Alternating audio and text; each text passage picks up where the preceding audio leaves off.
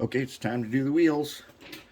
Now, what I did, when I started with here, was right off the bat, I painted the ends of the wheels using some Citadel paints. I think one of them is called Stirland Mud and the other one's called Typhus Corrosion. They're going to be behind side frames, so I just wanted to kind of, if you reflect, you can see a little reflection comes through, but that's no big deal. They'll be just fine. Now, what we gotta do, I've already taken the wheels over to that little bench grinder I have, the Harbor Freight 3-inch bench grinder with moto tool attachment thing that you see me use a lot, and I got the wheels clean. You got to be careful with these wheels because they're plated. If you get too aggressive, especially with a wire wheel, you will rip the plating off, and that's bad. We don't want that. All right, so what we have to do is we need to clean the inside of them, and for that we're going to use the moto tool, because the wipers will pick up power from the inside of the wheel. So what I'm going to do is I've already done one side on this, so I'm going to do the other. So let's see here. Okay, so now this one's got some dirt on it. Actually, probably got some paint on it. Basically, I'm going to get it to the edge here. I'm going to take a pass across. Get that paint off there. But normally you just take a pass across. That will take the oxidation off. Okay, I'm going to scrape that paint off first, because we don't want that on there. And I don't want to run the wheels so much that I actually end up taking plating off. This is another bad way to do it. You can take plating off of this, which I might have just did a little bit.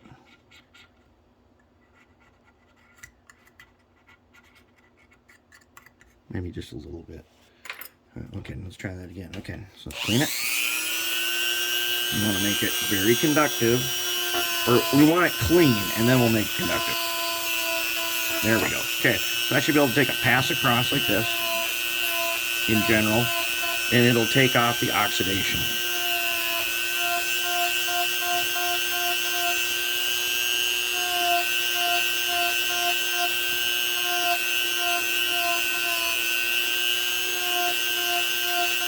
There. Okay. Now, I've already done all the other wheels like this. Now, it's nice and clean on the inside. If you can see. It's shiny enough. Okay, so now let's go ahead. Let's take our Oxgard. Where do you get Oxgard? I get mine at Lowe's. And a tube this side will last you for ever, basically. I have the little tube also, and I still haven't used that up in like 6-7 years. Okay, now I want to paint around it with the Oxgard. Okay, Oxgard's going to stay greasy for a couple of weeks, then it's going to turn into a dry film, but it is very conductive.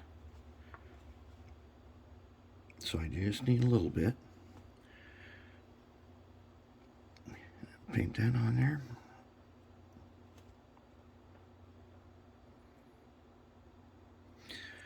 Okay, when it dries to a dry film, it's going to look like the wheels are really dirty, but they're not.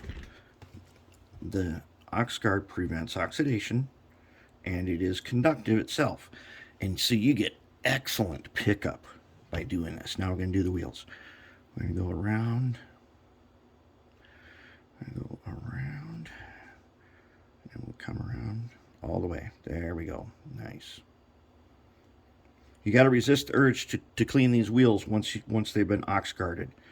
You should only clean them and redo this if it's part of scheduled maintenance. Otherwise, I don't usually ever... I've never had to redo any that I've done like this. Okay, there we go. We got wheels. Now, let's put them in. So, now they're directional. Let's just make sure we got some grease handy.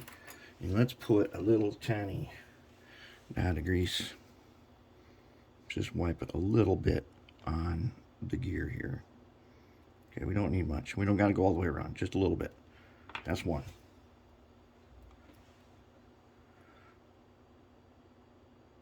That's two. This red lithium is high temp brake grease that you get at the auto parts store. And this stuff has stood the test of time.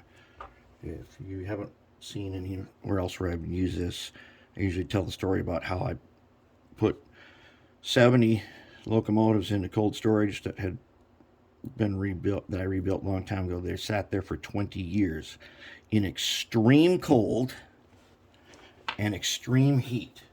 By extreme cold, I mean had a north facing door. It could be minus 60 Fahrenheit. And for years. And I took them out. Everyone is good to go. Okay, so now these go in here and you got to line them up with the gear. Okay. They're going to go like that. We're not going to put them all in. We're actually not going to put them in right now because I want to do these copper things. But you get them lined up, and the trucks themselves are identical. So once they're all in there,